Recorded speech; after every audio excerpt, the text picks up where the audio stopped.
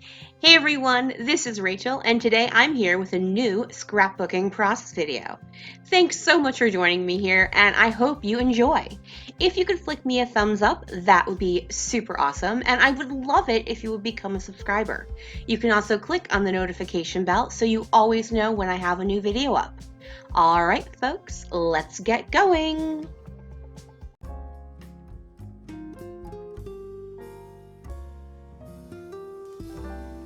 Hey everyone, I am back again with my February 2020 For the Love of Homemade Kits kit video.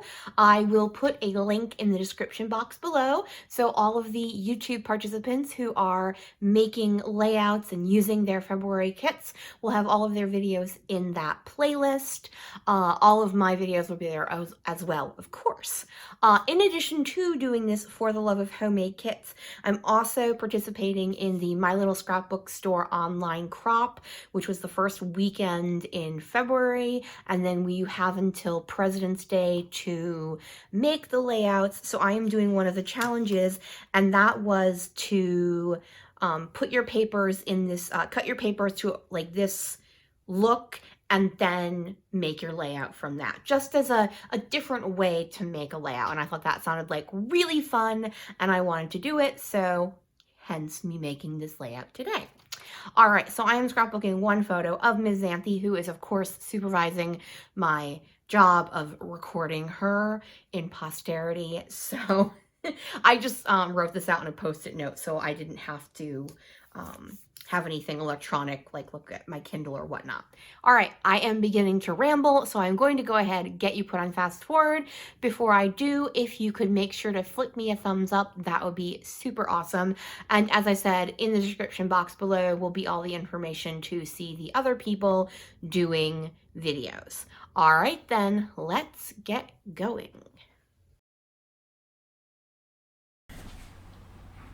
All right, so what I'm doing is I'm just pulling out papers I think will go well with, it's not really a sketch as more of a starting point. There is the Scrap Room Kit Club. They do a thing with each of their kits called the Freaky Fast Formula, where they give you paper sizes to cut different papers into and just start off with that. This is just another way to get you going so that, you know, you don't have fear of the empty page. It's just like cut the papers into this size or cut them into these shapes and start. So I've chosen the blue cardstock piece of paper, that bold floral that was the starting off point of my kit, as well as that scrap of pink tone on tone. And I'm not 100% sure yet what I'm going to do for that vertical piece. What I'm doing right now is I trim down my floral piece because it is a bordered piece.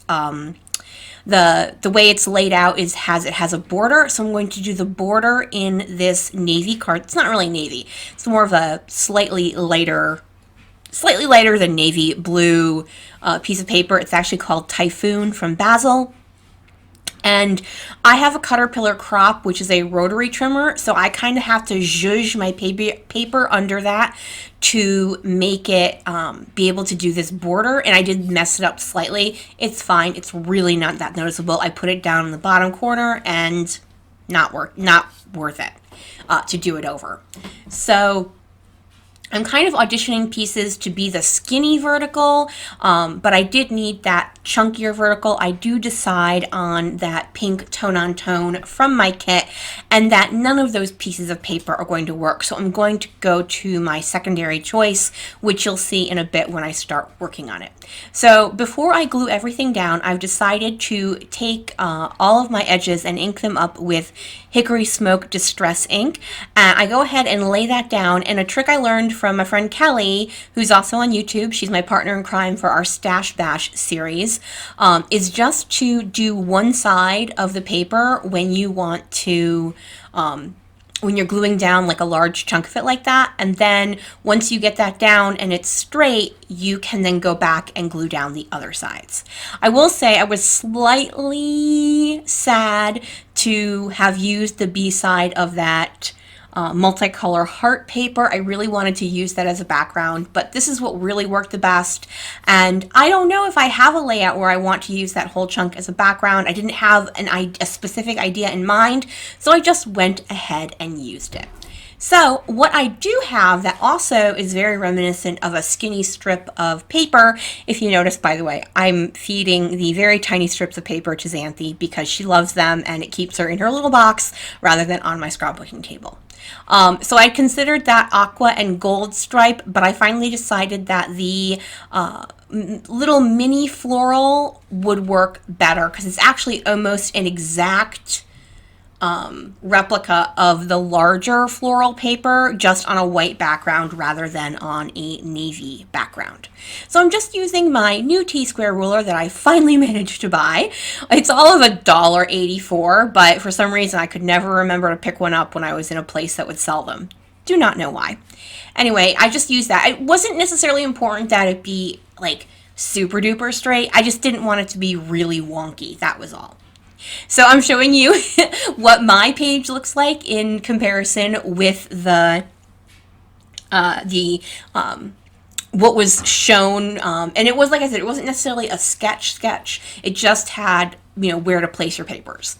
And I love the way it looked with my photo. It worked out really, really well. I am going to map that, as you can see, with the same paper that is the border of my page. And then I'm going to go ahead and ink that up as well. Although really, you can't really see it on the dark blue paper. But for continuity's sake, I just wanted to go ahead and do it as well. So I love the color saturation in this particular kit. I was really happy that even though I've got really dark colors, using that light pink really helped brighten it up. And so it turned out I really like this page. I am moving on to my title. I've had an idea since I took the photo of what the title was going to be, which is How Much Is That Kitty in the Bucket?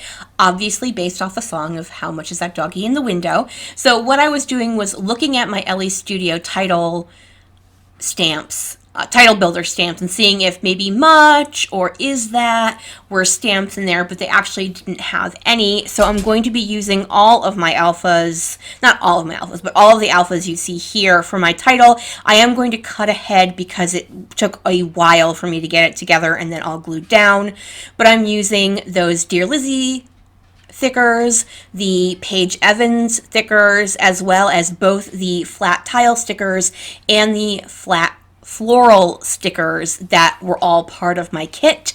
So I was super excited that I did get to use those Dear Lizzie thickers because, like I said, and if you watched my kit share, I really did not have a lot of alphas left on that particular one, and I don't have a second pack of them. It was a one-off I found. So I'm just kind of seeing what else is available. If I wanted to add another piece of washi, I ended up not doing that. On this video, I don't know how readable the word bucket is. In real life, it's totally readable. That does sometimes happen just with the way the camera is. So now I'm adding a couple of the tags that I had made part of my kit. This one I'm going to tuck under the photo, and I'm actually going to journal on that, so it's going to be used partially for journaling and partially for decorating. I am going to add one of those decorated tags. The way they're put into the cardboard, they're actually tied on, so you basically have to untie the entire thing. So I did cut away from that because it took a while. Xanthi has decided to play with something, so I apologize for that. So I finally decided it is going to go underneath my title. I am going to do a little bit more with that before it is done, though. I do add some of the flat stickers, and when I add these charms, I think, oh, I can add one of these charms to the string. So I untie it, and once again, you'll see it better when I actually put it into place, but I have tied one of those heart charms onto the string of the tag. I now go back to the stickers, and I'm going to pull out a couple of the florals. Now, I know some people are bothered when the stickers have a white outline and the papers don't, so they don't necessarily match, but I actually liked it in this case because it did bring a bit of brightness to, this is a pretty dark layout, especially for me. Now I've gone on to the clear stickers. I just pull out that one butterfly, and then I'm going to go to I'm thinking about adding puffy stickers. But before I do, I want to go back to that tag. I'm going to pull out some pop dots because where the twine is, it creates a difference of height, so I just added some pop dots to fix that. So I'm almost done here. I'm just going to be adding some of those enamel hearts that came, that are another page, come from one of the Paige Evans lines I put into my kit, and I will explain what Xanthi is doing in a bucket. We had put, that's where the dog toys go, and we put all the dog toys away because people were coming over, and when people left, my dog Sadie, and she really has never done this before, she literally grabbed the bucket and dumped all of her toys out. She'll go and grab toys from the bucket, but she's never grabbed the bucket. So it was empty, so Xanthi jumped into it and then meowed until I took her photo, and I'm not even joking, she did. I'm going to finish off my layout with some Heidi Swapp Color Shine in navy. That is going to finish my layout for today. Thank you guys so much for joining me. Don't forget to go into the description box and check out the playlist for all of the other YouTubers who made videos for the month of February. All right, everyone, thank you so much and have a good day. Bye!